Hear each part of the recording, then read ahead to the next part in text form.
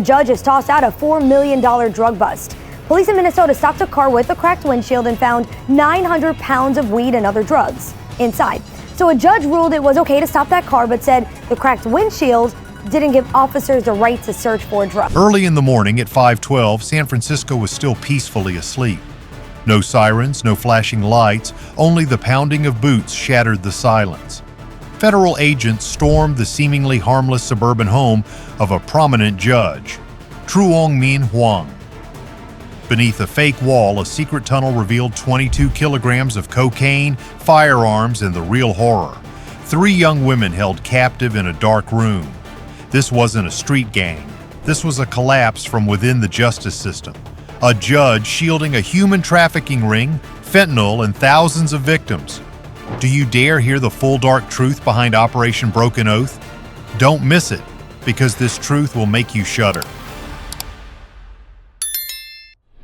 5 hours, 12 minutes in the morning in San Francisco, California. A federal raid takes place in the still darkness. Blocks of cocaine are found beneath a quiet suburban house. The trafficking operation was protected by the very law enforcement officers themselves. This is the most serious violation of judicial integrity that this city has ever witnessed. If you want to know the whole truth behind this campaign, help spread this story to more people. This is a multi-agency operation led by the DEA, along with local, state, and federal partners.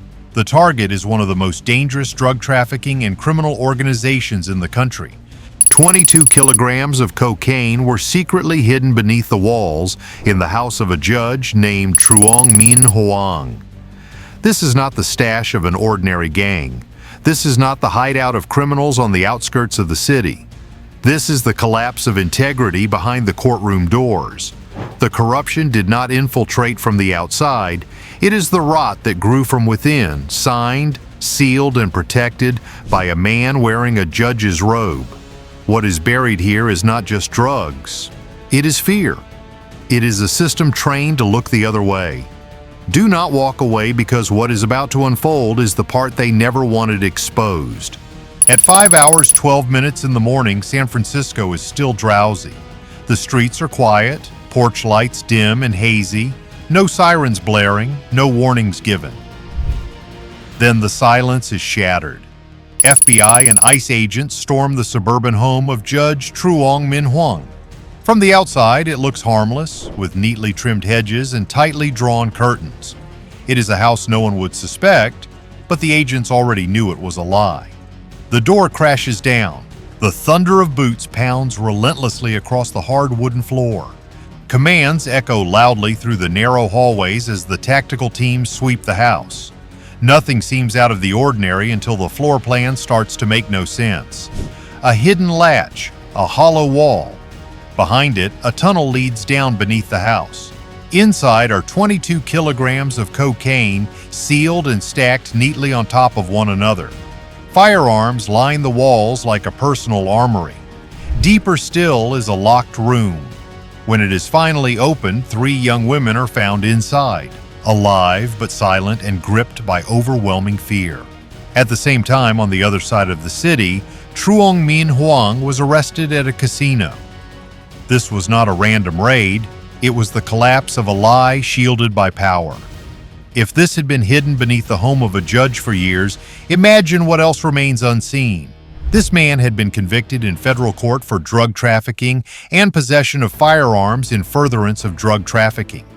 He had served nearly 2 decades in federal prison for those crimes. He was and remains an illegal resident in the United States. For 8 years, Truong Minh Hoang did not hide from the system. He controlled it. At the age of 46, trusted to decide who walks free and who goes to prison, he stood above all suspicion. His courtroom was quiet. His rulings were absolute, and behind the robe, a nightmare had been allowed to grow unchecked. The first signs were not alarms or sirens. They were empty beds, missing girls, not dozens, but hundreds, from 16 to 22 years old. No ransom demands, no bodies found, only families filing reports that led nowhere. Investigators later confirmed that more than 1,000 victims were lured in through fake modeling advertisements and promises of easy jobs. Each girl was required to provide personal information and sensitive photos. That was the trap. Once they fell for it, there was no way out. Those images became chains. Disobedience meant public humiliation. Attempting to flee brought violence crashing down. Some victims were moved from house to house, exploited over and over again. Others were brutalized until they collapsed, serving as a warning to the rest. A number of them chose the most extreme way out because they could no longer endure what awaited them behind those locked doors. Those were files that were never supposed to be accessible to direct classroom teaching staff. He had discovered and flagged inexplicable inconsistencies in the data system. Names appeared repeatedly in an unusual double-entry manner. Recorded dates did not match reality at all. Shipments were logged in the records precisely at the locations where student files should have been. Security logs showed that his personal access card had been used after midnight inside an administrative area that should have been empty at that time. Surveillance cameras captured footage of him leaving the building alone, clutching a thin folder tightly against his. What began as reports of missing persons quickly revealed something far worse than a mere human trafficking ring. This was a factory built to exploit human vulnerability. Truong Min Huang's network did not start with chains or guns. It started with lies deployed on a massive scale. Investigators traced thousands of online advertisements promising modeling jobs, hostess positions, and easy money. The trap was highly effective. Over 8 years, more than 1,000 victims have been confirmed. Many victims were contacted within just a few days after responding to the advertisements. Once personal data and images were collected, everything changed. The friendly messages turned into commands. Refusal led to threats against their families, their immigration status, and their reputations. Those images became weapons. Victims were shuttled back and forth between apartments, massage parlors, and private rooms controlled by the network. Some were exploited repeatedly. Others were brutally punished to serve as examples. Many attempted to end their lives, and some succeeded. The message was simple: comply or be destroyed. Fear alone was not enough. The network enforced silence through violence.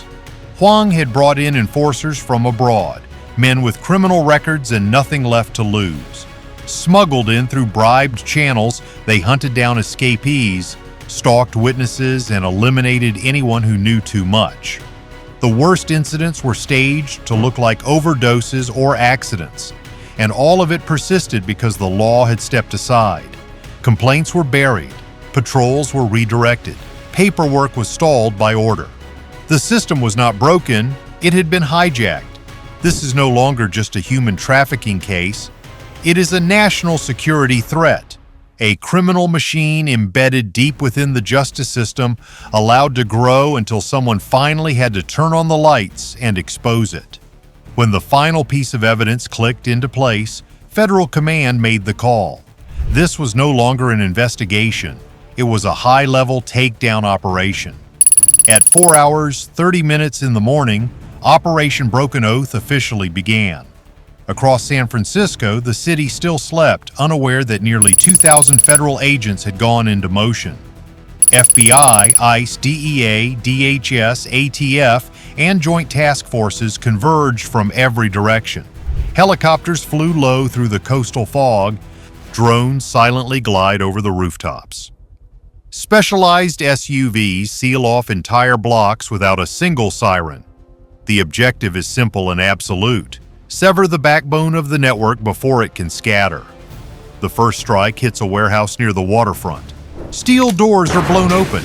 Inside, armed enforcers scramble to escape. Stun grenades detonate. Screams echo through the concrete corridors. Gunfire erupts in short, furious bursts before the federal teams overwhelm the position. Within minutes, suspects are down on the ground, hands cuffed, faces pressed against the cold concrete. The drug shipments were stacked behind false walls. Pill presses, counterfeit pill molds, and barrels of chemicals were seized. Enough raw materials to poison entire neighborhoods. At the same time, tactical teams struck safe houses throughout Chinatown and the Mission District. Some locations fell immediately, while others met resistance. In one apartment building, an armed group tried to burn ledgers and cell phones before agents stormed in through stairwells and balconies. K-9 units cut off fleeing suspects in the alleys. Thermal imaging devices located hidden suspects concealed within walls and basements. There was no escape at a hillside complex. Resistance reached its peak when the enforcers barricaded themselves inside a room and opened fire through reinforced doors. Federal agents returned controlled fire while negotiators demanded surrender. When the final door finally collapsed, the room fell silent. Another knot in the network had been severed. Dozens were taken into custody, weapons were seized, and there was no escape. By the time the sun rose, the scale of the operation became undeniable. Multiple command centers had been neutralized. Hundreds of arrests were made. Tons of drugs were confiscated. Hundreds of firearms were recovered, many with obliterated serial numbers. Detailed ledgers recording payments to officials, shipping schedules, and handwritten instructions were found, written in clear and meticulous script.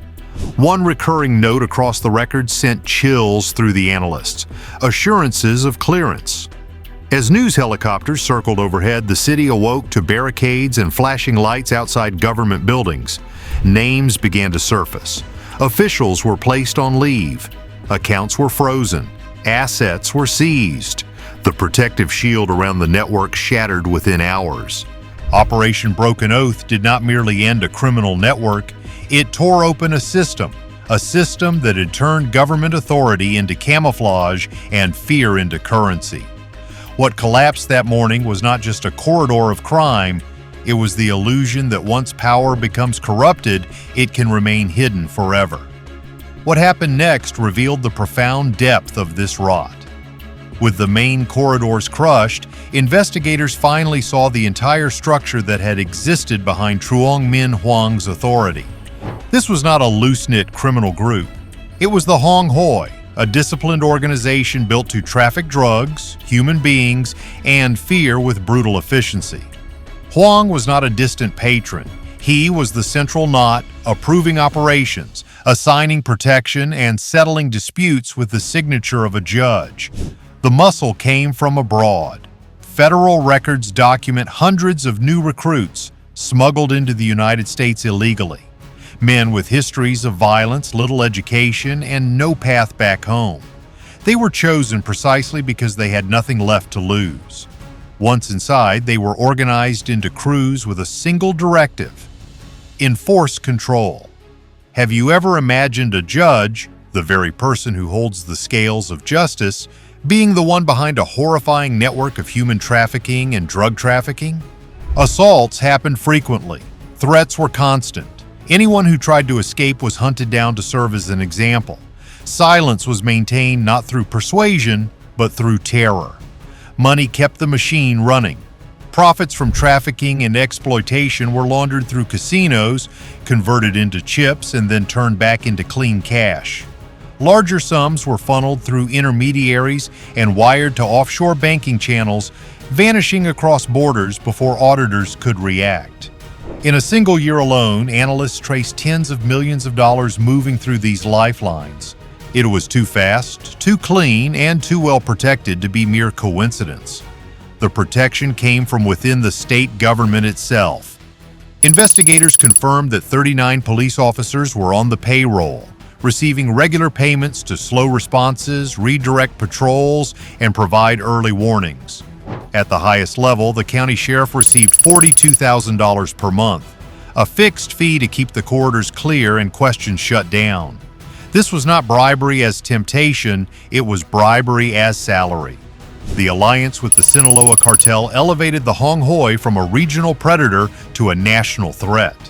Hoang's network specialized in distributing fentanyl, funneling the product into crowded urban corridors where demand was guaranteed and detection was diluted.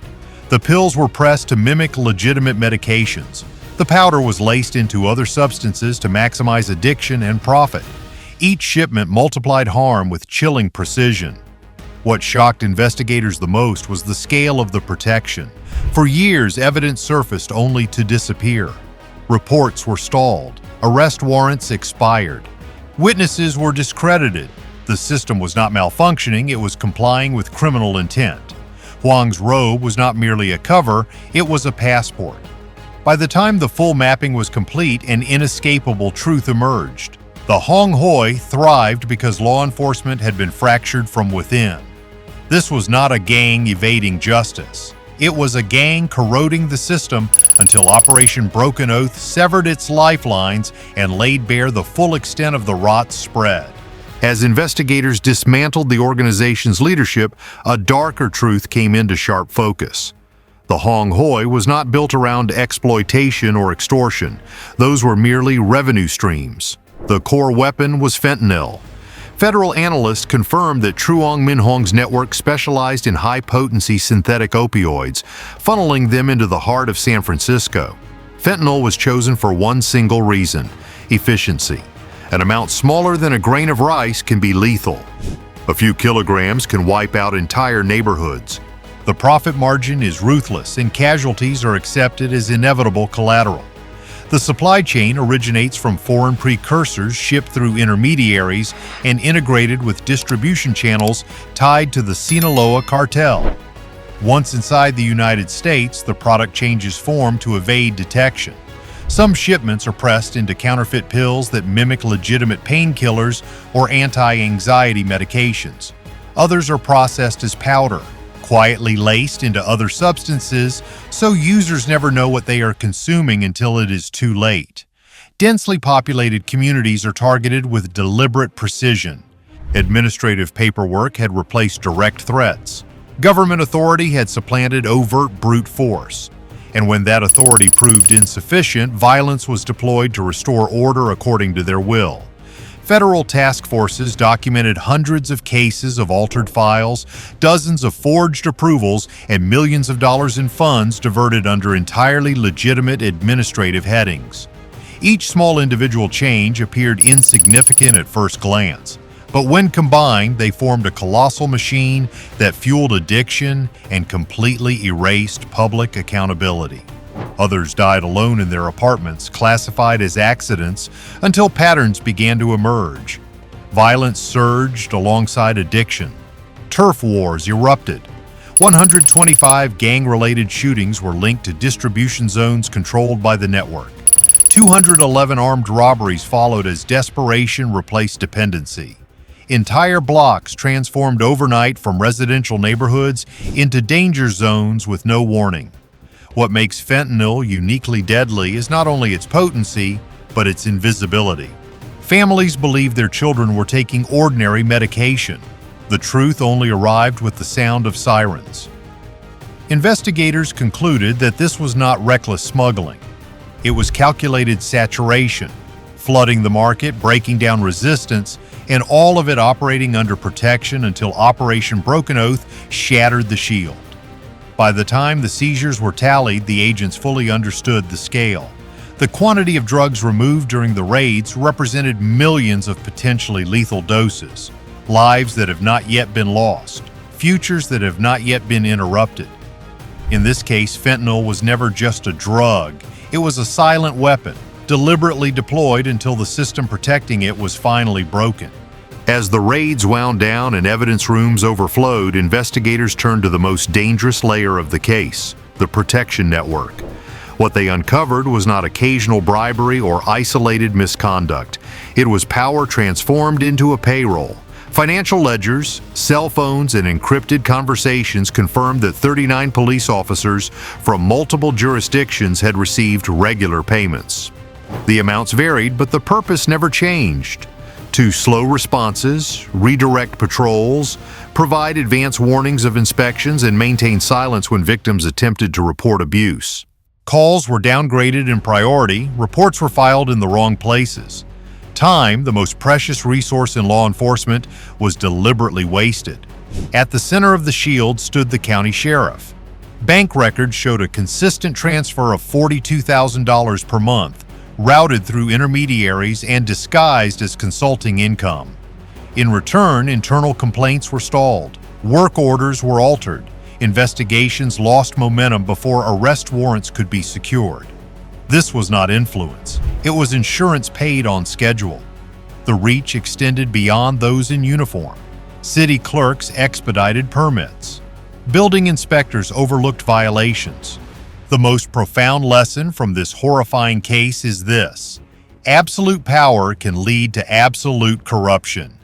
When a judge, the very individual entrusted by society with safeguarding justice, turns out to be the mastermind behind a sprawling network of human trafficking, drug distribution, and the exploitation of thousands of victims, we are forced to confront a harsh reality. No title automatically guarantees integrity. The rot does not always creep in from the outside.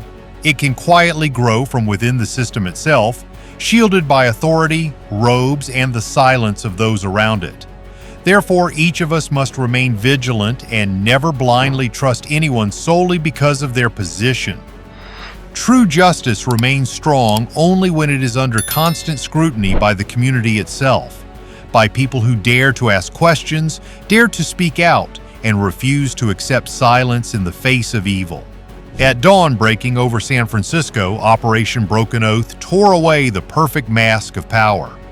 A judge who was supposed to protect justice became the central figure in a sprawling network of human trafficking, fentanyl distribution, and terror inflicted on thousands of victims.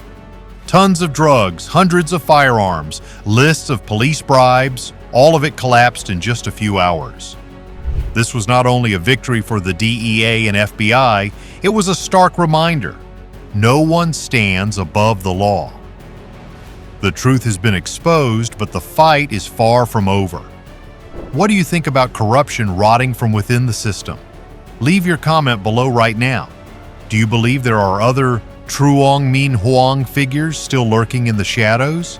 Like, share, and subscribe so you don't miss the truths they try to keep hidden.